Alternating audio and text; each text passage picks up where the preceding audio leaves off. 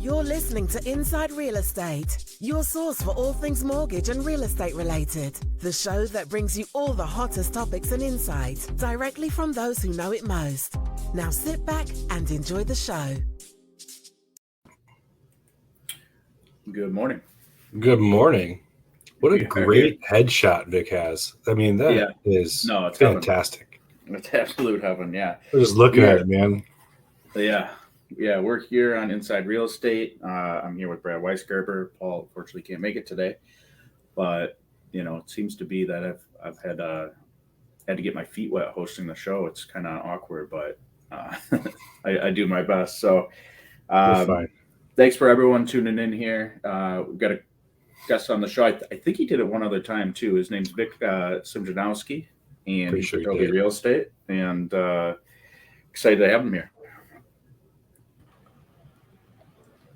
What's up, man? Guys, how you doing? We're good. How are you? Pretty good. Thanks for the compliment on that headshot. They do a lot of magic with Photoshop now. Oh, it looks great. Yeah. It looks great. Hey, Brad came swinging out of the gates with that comment too. Right out it was on my screen during the intro, and I was like, "Man, that is a great headshot." He's got to make up for Paul. Yeah, yeah. Although Paul is kind of like a catfish with his headshot. Yeah, Paul doesn't really look like that. No. Not anymore.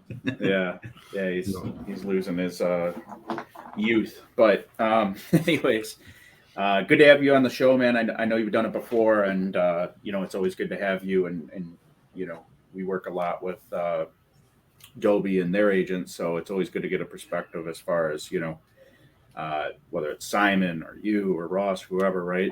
What's going on in the market and how you guys are doing and what your plans are. So for those who don't know, right, Vic, how long have you been in the business? 5 years. 5 years? Okay. Yeah, 5 years as of this past April.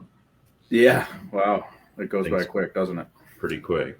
But, in that relatively, right, when you look at how long a lot of people have been in this business, in that relatively short time, you've been able to do a lot, right, and kind of put some things in place to build a team and get things going at a much larger level than most people probably do in that short of a time. So why don't you give a little background as far as, what you did before, how you transitioned into real estate, and how that's been?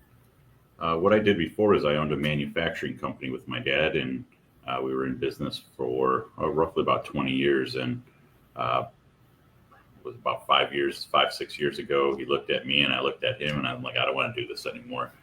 Profit margins aren't there. I don't want to deal with 30 other people working with me every single day. And if one of them doesn't show up to work, my productivity doesn't matter what the other 20 guys did. I wanted to get into something where if I worked hard, I got paid for what I did.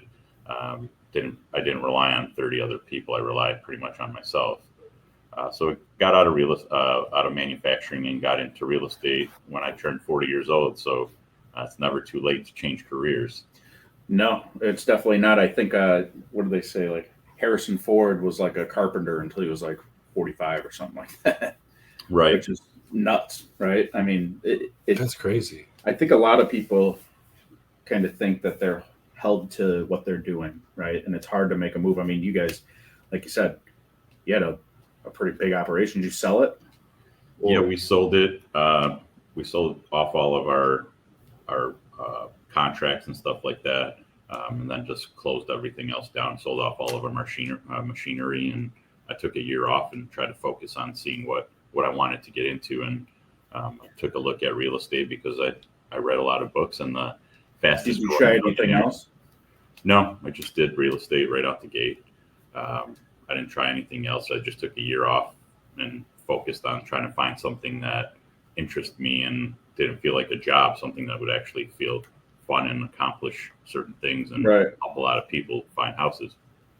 Yeah. And I think, that's always a good conversation that we have with people, right? And I'm sure there's a lot of people who thought, real estate's what they want to do and they don't end up making it or doing well or whatever. So with that being said, I think your prior experiences also help with that. And I probably say like, you probably had a lot of organization from the manufacturing side of things, right? Was it automotive or?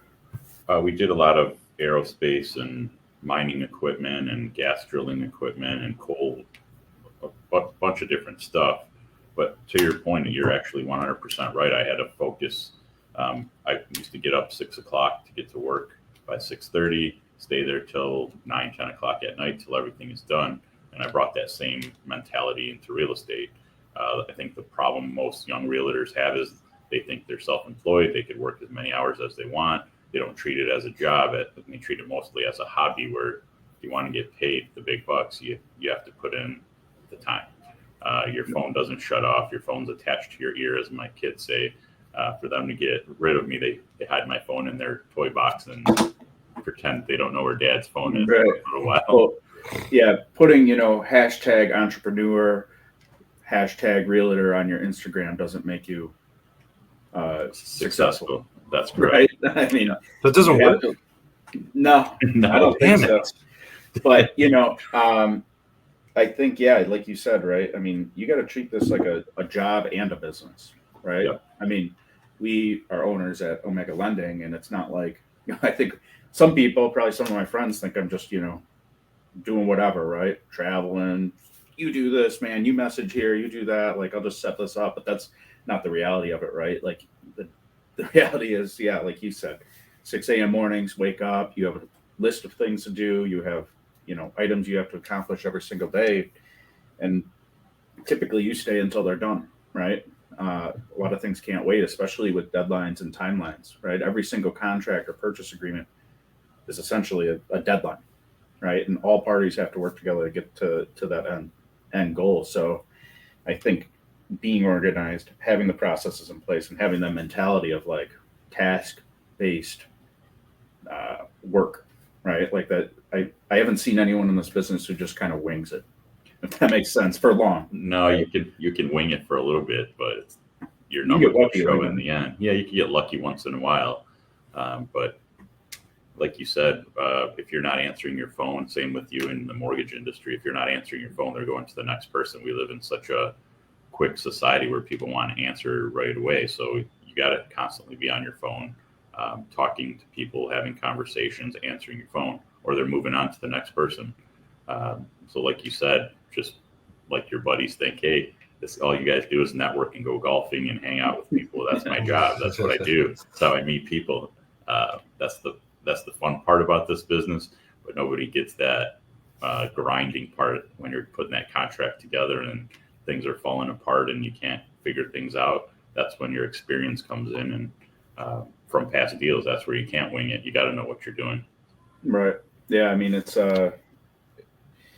day in and day out, something that you have to really focus on and make sure, because I'm sure, if you go on vacation, right, it's not just like, and that's part of our business. It's not like you can just hit a button and you're gone, right? Like the only way, like I'm not able to work on something is I don't have Wi-Fi or service, right? And right. When I don't, like I went to Europe once and I was like freaking out. I'm like, we got to go into this like doner kebab cafe or whatever, and I got to get like service because this is like nightmare, right? But it's funny. So where were you before DOBI? I was at KW, and I started out at Cranbrook, which is now, I believe, Howard Hanna. Yeah. I know a few agents from Cranbrook, which, like you said, they moved over to Howard Hanna. But what would you attribute, as you progress, right? A lot of your success too. Obviously, you have your own instinctual mannerisms, right, that have been put in place from just what you've done, right? But like, obviously, you couldn't do it all by yourself, right? No, just being here, part of DOBI's a different place. I know you guys have been through here. Mm-hmm. Just having access to Simon Thomas's knowledge, our broker here, and all the efforts and time and money he puts into helping us market and grow as agents. He just doesn't think of us as a paycheck or as a number where we get our cap. He thinks of us as his clients. That's the difference. He wants DOBI to feel like the country club of real estate where he services us. He wants us to feel like we're at home here. We're not just a brokerage. We're a family here. Everyone feels like a family here. And I attribute that all to Simon, where it starts from the top and then it goes down throughout all of the other agents at our office. Yeah, no doubt. Did he pay you to kind of plug him? I don't even think he knows I'm on here right now. No, maybe I'll ask for a lower cap after. Right? Yeah, there you go. Recruiting. But no, honestly, he does an amazing job, I think. Like you said, viewing, and you have to, right? I mean, it's kind of the same way at our company. It's like, okay, what isn't working for you? Or why isn't this working for you? Because I need to figure out how to make it happen instead of whatever. You're just another deal, quote unquote, in my pipeline that, is going to pay me or maybe won't pay me if it falls out versus, that relationship that like we have to build with our clients, for example, right? Like if you treat someone like a paycheck, they're not going to stick with you. Even if, that paycheck, maybe, worked out that you got lucky and winged it with that client. So like you said, the numbers in the end show. And I think the numbers on Simon's end, when he's looking at his profit and losses and all that, he's like, okay, like, we've had very little turnover because he treats you like clients, right? 100%. I tell the agents on my team, if your clients know that you're chasing that paycheck, they can feel it. They can feel like you're pressuring them to buy a house. If they feel like you're their friend, you're showing them that you care about their family. You're not scared to tell them, hey, this house isn't for you. You're not thinking about that paycheck. You're thinking more about them. And the paycheck is a result of the way you treat your clients. You're going to get repeat business. And in this industry, repeat business is what makes you strive and what makes you achieve higher goals. You guys have the same thing. You guys are based off of referrals, right? If you push that envelope and they know that you're pushing that mortgage just to get paid, they're not going to use you again or refer you to anyone else, just like us. Yep. Right.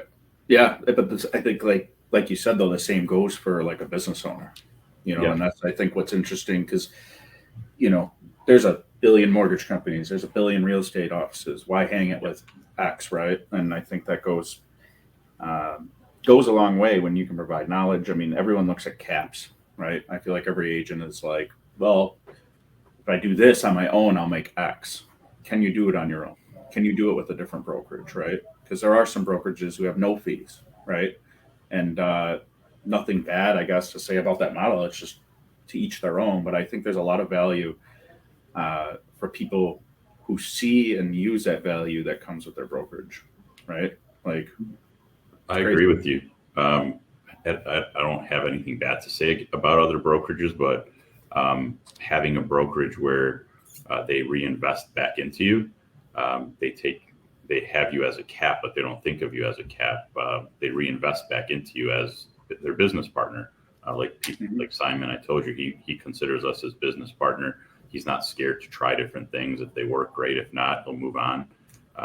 He's not just stuck trying to do the old business model. He's thinking outside of the box. And that's what's different about DOBI than other places I've been in, is they think outside of the box. Simon's great. Like we said earlier, he treats us all amazing. And that whatever your cap is, if you're not learning anything and you're thinking just about your cap, what I've learned from Simon, I've doubled my business, and from last year to this year, we did, I think, close to 15 million. This year, I'm going to hit close to 30. I could have done that without a broker. I couldn't have done it without someone that had that experience, that has done those type of numbers. Not having a cap and not paying till that's a monster year. That's a monster college. That's a monster year. I mean, and I think to your point, right? It's like, okay, let's say you did 15 last year, right? If you went on your own and did 17 and got 100% of that, right? Versus 30 and you get 70, 80, whatever it is. I mean, you got to look at things like a big picture, right? And I'd rather, bigger piece of a smaller pie isn't really necessarily better, right? No, I agree. That's a crazy good year. I mean, this whole year in real estate in general, real estate and mortgages has been pretty wild. I mean, the market's been hot. Are you seeing, with fall coming, back to school, are you seeing things start to slow down? Are you seeing price reductions? Are you starting to see longer on market times? What are you seeing out there? Yeah, I think the last month or so, I think we've seen houses sit for a little bit longer. I think it's typical where people have are going on vacations, the last hurrah before kids go back to school. Everyone's hoping their kids actually do go back to school and they're not going to be Zoom calling again. But I think that time period from middle of August, when everyone goes up north in Michigan, the Michigan market's different. Everyone likes to go up north right before the end of August into September. And I think once Labor Day comes back in, we'll see how the market's going to stay. But I've seen houses sit for a little bit longer. There's been price reductions. I think things are starting to settle down a little bit. They haven't been as crazy as they were back in May, June, July. Yeah, I think like a lot of things, right? Like by the time you hear about it, it's like too late, right? By the time you heard about investing in Bitcoin, it was like very expensive to get into, right? So like, I think like from the seller or the buyer perspective, even, right? I get a lot of people who call me and they're like, "Hey, I heard rates are like really low. I should refi." You know, I heard they're like 2.75, and I tell them it's 2.99, which is still an amazing rate. And they're like, "What? That's high." I'm like, "Well, when did you hear that rates were low? Today?" Like it maybe they did, right? And it depends, I guess, on how they get their news. But I wonder if a lot of sellers have like almost like a mindset, right? Like the market's so good, I'm going to get top dollar. I think, I'm going to list it, 20 grand over the house that sold next to me last month, right? And like you said, right? Like that's not necessarily the reality. There's a lot going on. Houses are sitting on the market longer. So do you think, and I think this is part of being a good agent and able to talk to your client and level with them and say, no, you're not going to get that. Right. And other people will throw it on the market and then you see price reduction. And their listing goes, quote unquote, stale. Right. Like, do you see that or have that when you talk to a new seller, like almost like a seller's like inflated ego mindset? Like maybe they're not like rude about it, but they might think that their house is worth a lot more than it really is right now. Well, yeah, because they take a look at all their numbers constantly changing on Zillow, and their estimate is increasing by 20,000 one day, then it drops by another the other day. I just have a tough conversation with them right at the listing appointment. They'll give me a number. I usually walk in with a number. I already know what I think their house is worth. I let them know we're in the process of selling your house. I'm not just here to list it. I want to sell your house. If you want somebody to just come here, give you a high number, list your house, and it's going to sit, great. Your house is on the market for 30,000 more, but like you said, you're going to walk it back down. Sometimes it's almost better to be the second agent because at that point they listen to you. The first agent just does what they want them to, but having an experienced agent, he's going to let you know, or she's going to let you know, this number is not going to work. But Vic, I just put in 120,000 into a pool. Yeah, that works great for you, but the guy buying your house might want to fill it in with some dirt, and it's going to cost him another 30 to 40 to bring in topsoil to cover up your pool. Those conversations are tough when they tell you, well, I put in this granite, I put in this great flooring and new cabinets. Well, maybe the person coming in is going to tear all that out, so that didn't really mean much to them. You guys in mortgage, that they tell you, well, what do you mean my appraisal came in low? I just put in brand new countertops. That should break my appraisal up by 40 grand. I think people a lot of the time, right, unfortunately, don't understand how an appraisal works, right? And it's very unfortunate. Yeah. Nobody knows how an appraisal works unless you're in the industry. I just spent, 60 grand on my basement. I got all these badass TVs and whatnot down there. It's like, well, that's sweet. I'd love to come and hang out down there, but like it's $5,000 or so on your appraisal. Right. And it's zero if the other basement's finished, right? Like appraisers, and unfortunately and fortunately, right? Appraisals aren't always fair, right? They don't necessarily indicate the intrinsic value of a home to someone, right? Like, comps say it's worth 480, but man, my family and I love that it has this and it has that, and it has a gold toilet. We like the gold toilet. We can buy it and sell it, right? But that doesn't really matter to the lender. They don't care. Like you said, someone come in there, they can remove it, they can update it. Like they're really financing like bones and land, and essentially like, is it up to the current market standard as far as updates go, or is it outdated? right? Is there any Right. superior build quality over maybe this other house? Typically not, especially in this market, right? You've got new construction homes and you've got already existing homes. And all new construction homes are condition one, right? The quality might be different. Sometimes you have like luxury builders and whatnot that really do build a nicer home with nicer materials. But overall, it's a difficult conversation when I talk to a client who's like, yeah, I bought this home last year. I redid all the landscaping. I did the basement and we threw in a hot tub. I think that my home is worth like 50 grand more. I'm like, no, unfortunately not, man. Like It's not. You basically, I mean, in this market, it might be just because that don't matter. Yeah. I mean, your home might be worth a little more, but like it's not worth more because of those items. So right. if you were talking to a seller and they needed to update some things, right? Or we're focusing on certain areas to improve or whatever it is before they list their home, what would you recommend that they do? Right? Hey, Vic, I bought my house for, 160, right now it's probably worth 200. I want to sell it for 250. I've got a 15 grand budget. Where would you spend that 15? Most houses sell, bathrooms and kitchens sell houses. First thing you notice when you walk into a house is the kitchen. And then if it was my wife, she goes into the master bathroom, takes a look at that, and she needs to have a massive closet. Yeah, those two things are huge.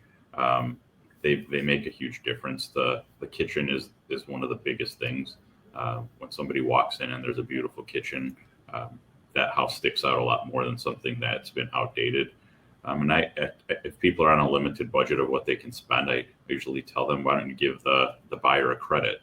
Say, hey, we're gonna do this. We're gonna do the kitchen.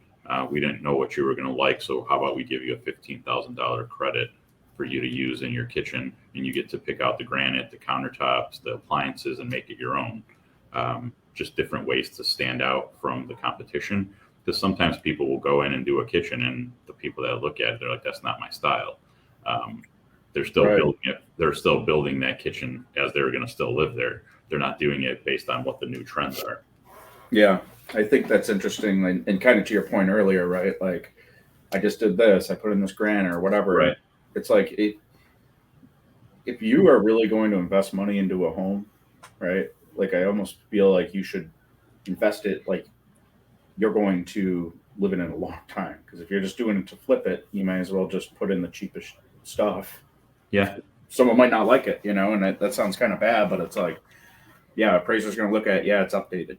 They don't care if the granite is real or not, apparently, right? So, like, at least when you're reselling it, as long as it's not done in a bad, unsafe way. But, like, there's a lot of things I think that sellers have to consider when people are looking at their home, and that, hey, everyone doesn't really love your amazing office that, has this crazy red paint that, like, makes you feel warm and comfortable when you're in there typing away on your keyboard. Like, someone's going to come in there and, like, maybe even blow the walls down. So, like, you have to think, what would most people want? And that's something I feel like I learned the tough way when talking to clients about, refinances and things of that sort. And after talking to or looking at appraisals and talking to my appraiser friend, dude, they got a pool. It's the only pool in the neighborhood. Like, why is it not like a $30,000 adjustment? Because most people don't want a pool, or most people, it's not standard to the area. Or, well, yeah, dude, well, my basement's finished. I got this, I got that. Yeah, so does every single other comp.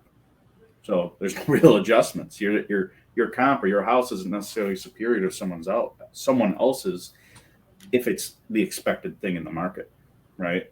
So what would you say, because I find this interesting too, like when someone wants to list their house and it's the nicest in the neighborhood?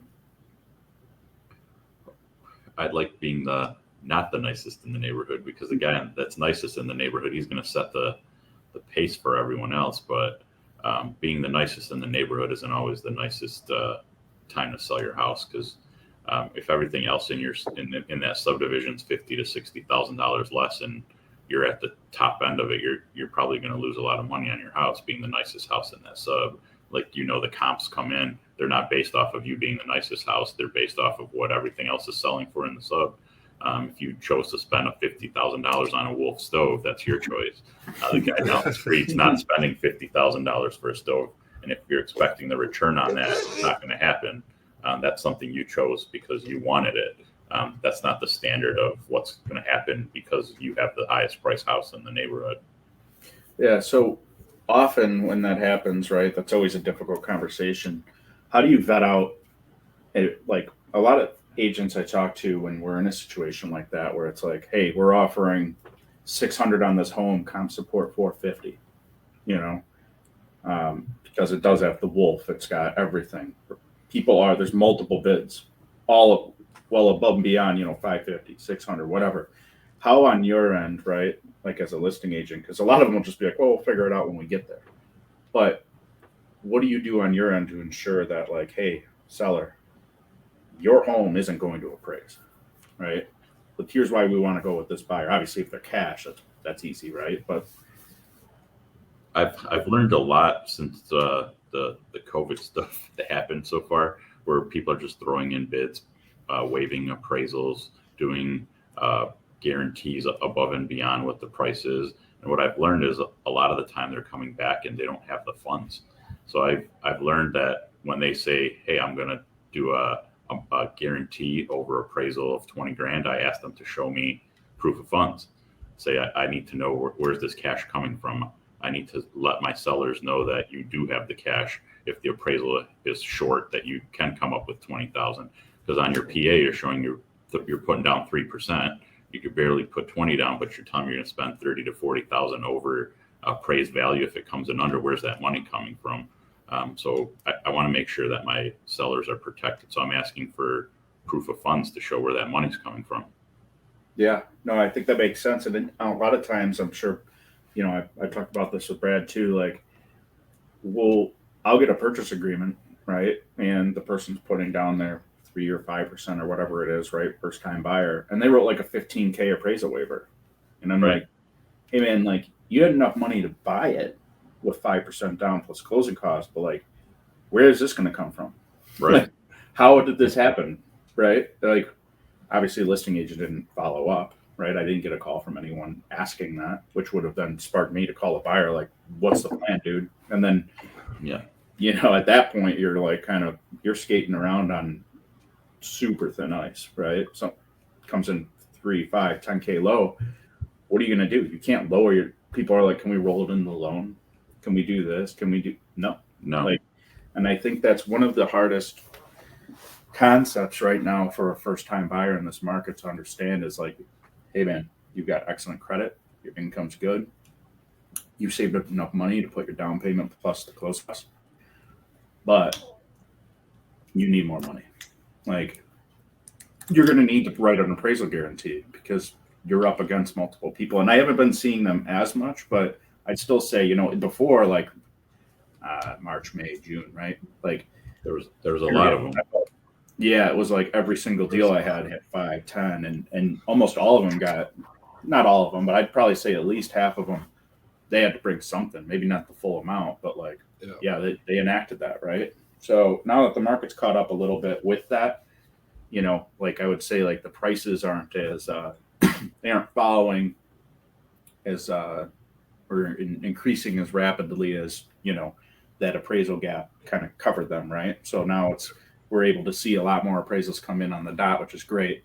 But nonetheless, all it takes is kind of like Brad was saying earlier, like what happens after Labor Day?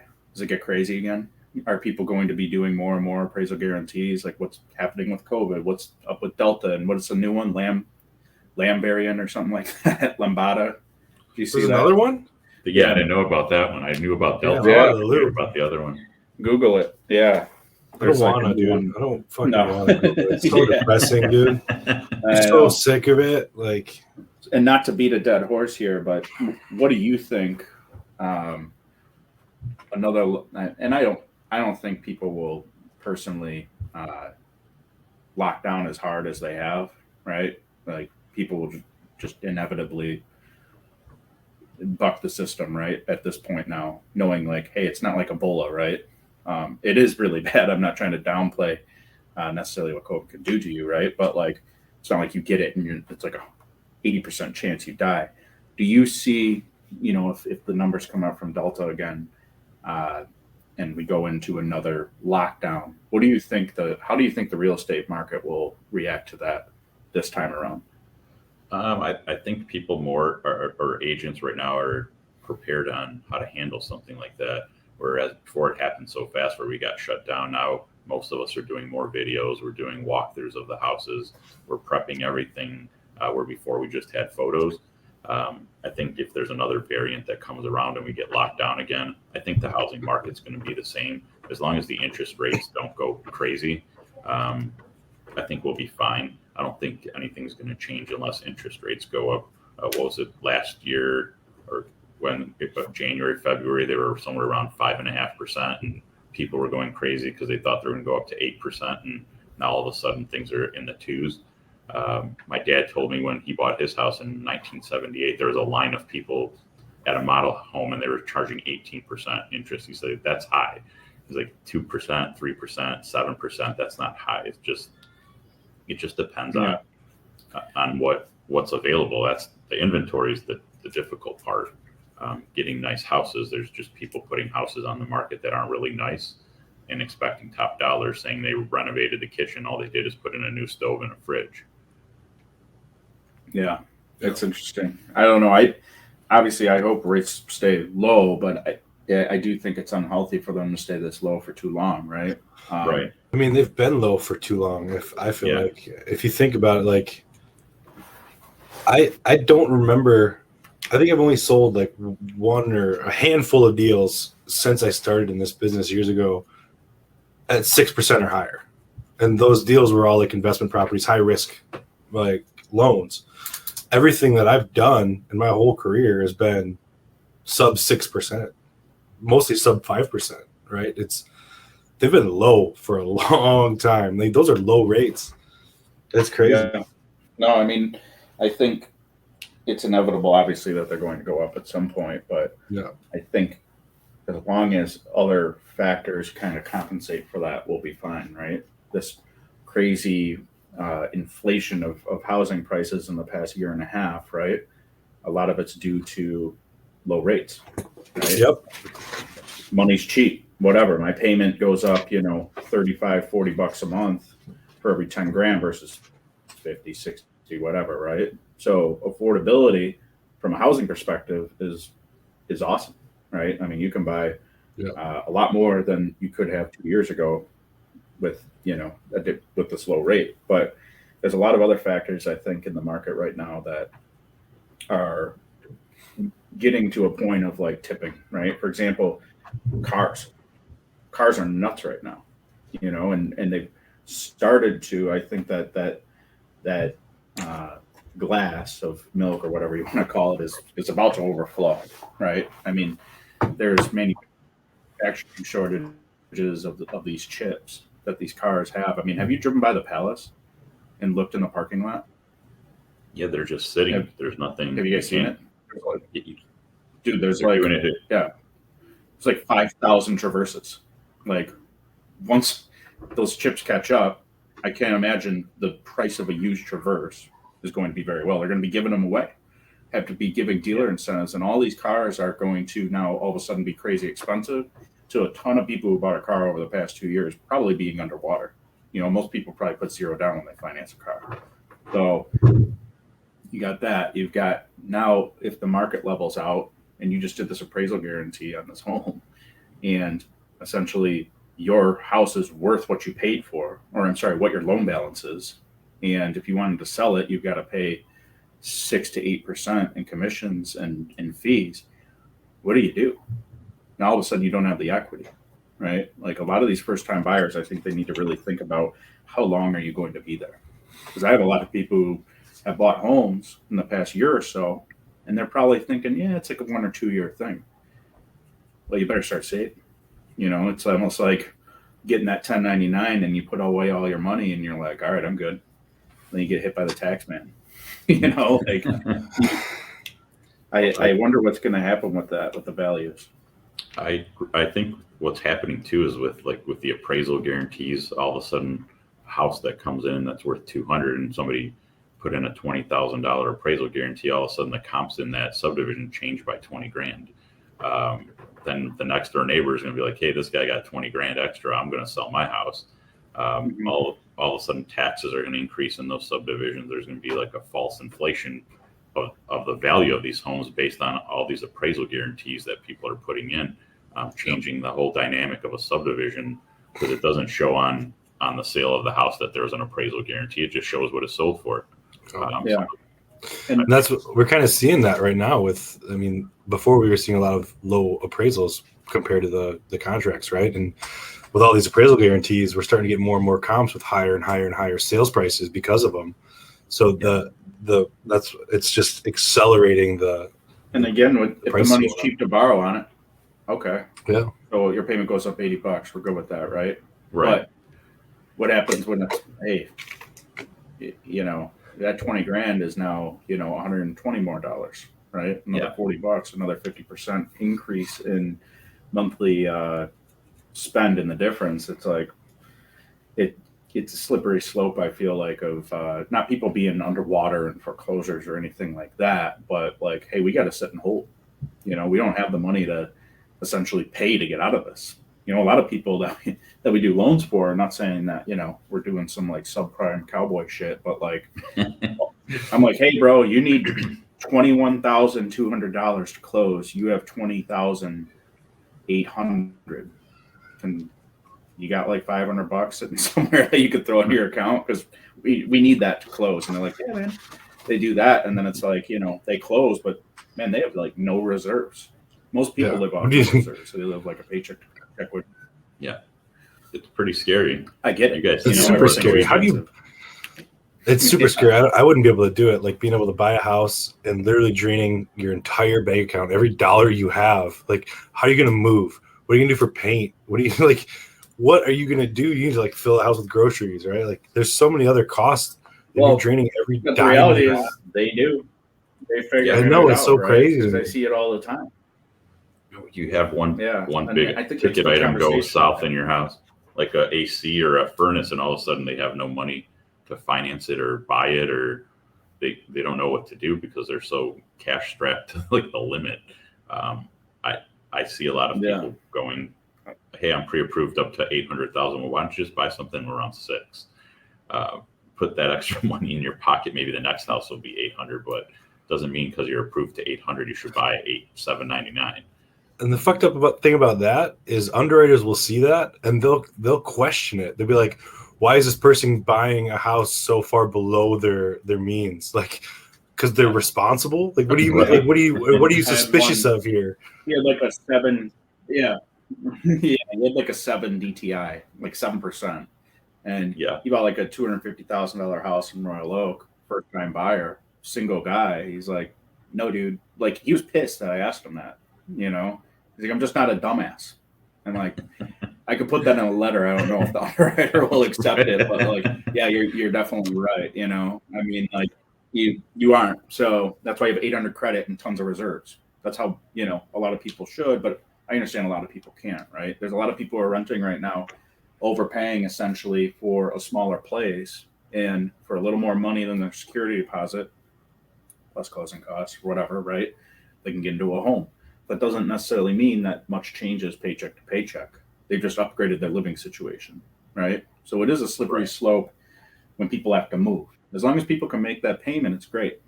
But you look at a 30-year mortgage, I mean, dude, it's so crazy. I thought like, man, I had to have paid down like 30, 40 grand on my mortgage, right? I thought. And then I looked and over 3 years, it was like $10,000. You know, I'm like, okay, cool. Like, that wouldn't even cover like, you know, one realtor commission. So it's like, it's kind of sickening when you look at how much interest you pay. I think people really have to think about that. You know, I have a lot of people right now who were in higher rate mortgages, paying a higher payment than they are now because they refied twice. They're making more money because, you know, inevitably or whatever, being at their job, they made raises. And I call them and I'm like, hey man, if you do a 15-year, your payment's like $50 more than what your original payment is. Yes, it's $300 more than what your payment is now, but like you were paying it then when you made less money. If you do this, you'll save like 40, 50 grand in interest. Nah, I'm good, man. I like a cheap payment. Okay. but you aren't paying that asset down. I think that is to a degree the saving grace right now with if values become stagnant, your ability to pay down equity is a lot higher, right? You're in a much better position to pay down equity than you were, like you said, 2019 or whatever, when the rates are 5.5, because way more is going towards principal. So it's an interesting time in our business, and I'm curious to see what happens. I mean, 2021, right, was kind of, I think everyone thought it was going to be the amazing year, right? And so far, it's just a long 2020 from the way I have to see it. I mean, at least, it's a little different, but, it's interesting to see. So it's crazy. We're almost done with the year too, man. It's like almost halfway through, it's over halfway through August. We're almost into September, and there's like no real sign. There's like no real like light at the end. It just keeps getting worse. It's so fucked up. Yeah. But we adapt. We figure it out, right? Here we are. We've sold a lot of real estate. We've done a lot of mortgages. Things are going well for a lot of people too, right? New jobs, new opportunities. We'll get through it. So, I think we could probably beat the hell out of the dead horse that is COVID, right? Yeah. In terms of conversation. But either way, we definitely appreciate all the perspective that you bring, because you're out there on the streets talking to people, doing these things, right? I feel like I'm kind of now just like, okay, that's like crazy you're doing that, but here are your numbers, right? Like you're probably having a lot more of the conversations that come day to day with that. So we appreciate that insight, but looking at the clock, it's about time to wrap things up. And as you know, from your last visit, we like to answer or ask 3 questions, right? Right. So I don't remember what we asked you last time, but Brad, do you have anything in particular? We can start with tried and true. What scares Vic? What scares me is not being able to provide for my kids. That's what makes me get up every single day, every single morning, just to leave a legacy for my kids, so that they don't have to worry about if they wake up tomorrow morning and there's another pandemic, how are they going to make ends meet? I want to leave something for them where they're a little bit further ahead than my father left for me. He did a great job for me, and I want to do the same thing for them. Can't beat that. That's a good answer. If you could go back to any moment in time, right? Like a specific moment and be like a fly on the wall, what would you say that moment would be? Oh, to be a fly on the wall, I'd probably try and, when all of this COVID stuff happened, probably try and have a bunch of inventory of all the PP, all that protective stuff that we needed, the hand sanitizer, the gloves, and be able to actually have that in storage to be able to actually sell it. Because I never thought of all that stuff beforehand. I thought, hey, what do I need all of this stuff for? But to be able to be a fly on the wall and know that all this was coming and be able to prepare. And I know a lot of people were made millionaires from COVID based off of all that information. Selling gloves and stuff. Yeah. I mean, crazy. Gloves and hand sanitizer. Face masks, like, dude. Wipes and masks. And when I would see someone in the airport wearing a mask, I was like, ew. Like what's wrong with this person? Right? Like what do they have that they're like wearing a mask for? Now it's like, it's funny, right? You got people in the airport with masks, face shields, goggles. It's like, would have been nice to know that, right? You got it. Looking like you're going into a meth lab walking through the airport. Yeah. All right. Third question. If you had to eat one specific meal, you could eat other meals, but you have to eat at least this one meal every day, at least once a day for the rest of your life, what would it be? Hamburger and fries. That wouldn't be bad. Hamburger? Not even a cheeseburger? No, cheeseburger, hamburger, cheeseburger, bacon on there, a bunch of stuff on it every day. I like a hamburger because you can always change the toppings and make it something different. It's like a new meal. That's very true. Like a sandwich, but like a sandwich. But better. Yeah. But better. Yeah, it is better. Yeah. We do love our cheeseburgers. Me and Brad have a shared list via iPhone notes. We do. True story. There's like 80 places that we've pegged in the area that we're gonna, like, every time we go there, restaurants. check it out. Yeah. Restaurants we need to eat. What's your top-notch cheeseburger or hamburger place right now? Ooh, it was Ackett's. I loved Ackett's on what is that? Romeo Plank and Hall Road. Have you ever been there? No, I haven't. I know the Oh. area. It was heaven. Unfortunately, COVID took them. But They shut them down. yeah, I don't know. What would you say, Brad? I mean, we like our standard, Five Guys and whatnot. But I don't know. That I don't one know really that any hurt. burger place really stands out right now. Because What do you? Well, coming from the burger guy himself, what would you say, Vic? I like Lux has a good burger in Birmingham. This is true. Lux is A lot great. of people don't know that Hyde Park has a really good hamburger. Really. You don't it's a think burger Pull at up, Hyde Park. pull up the though. notes, Fred. Pull Go up the take a notes. look. We sat at the bar once, and the guy said, "You got to have to try this hamburger." And we're like, "We're at Hyde Park. Why would we try a hamburger?" Right. So we tried the hamburger. He wasn't lying. It was pretty good. Now, when you go there for a full-on nice dinner with your wife or something, you're kind of like, hey, I'll get the Maybe get the hamburger as an appetizer. burger. Yeah, there you go. Split I it like up in that. a couple of pieces. Yeah. Well, that's cool, man. I think it was great to have you on the show. Always love discussing, what we think is going to happen in the market and what you're seeing with all different agents, and it's really good to get your perspective. We appreciate you coming on the show again, and would love to have you again in the future. I appreciate you guys having me on. It was fun. For It sure. passed by pretty quick. How do people Come get a by hold there of you, real quick. Vic? Yeah. You could get a hold of me. Cell phone is 248-229-9137. Or you can get a hold of me via email at vic@wearedobi.com. Perfect. Well, we appreciate it, man. We'll be coming by soon with like a sack of Comet burgers or something like that. Sounds great. Smash a few. But either way, if you guys want to get hold of Vic, feel free to reach out to him. He's a great resource and agent in the area. And pleasure having you, man. We'll talk to you soon. Sounds great. Thanks for having me again. I appreciate it. See ya. Well, another show in the books, Brad. Yep. My hosting abilities are improving, I feel, but we need Paul. Yeah, Paul definitely. Paul, we need you. He loves to hear himself talk, so it's just it's very natural for him to just keep going and spew nonsense. So he definitely does something for the show. Keep it going, yeah, for sure. Well, I know we're both busy. We'll get back to it. We appreciate everyone tuning in. Find us where you find your podcast, wherever it is, right? Podcast, Stitcher, YouTube, whatever. And we'll go from there. Everyone have a good day. See ya. Later. You've been listening to Inside Real Estate, the nation's top real estate podcast. Don't forget to follow us at irepodcast.com and everywhere where podcasts are available.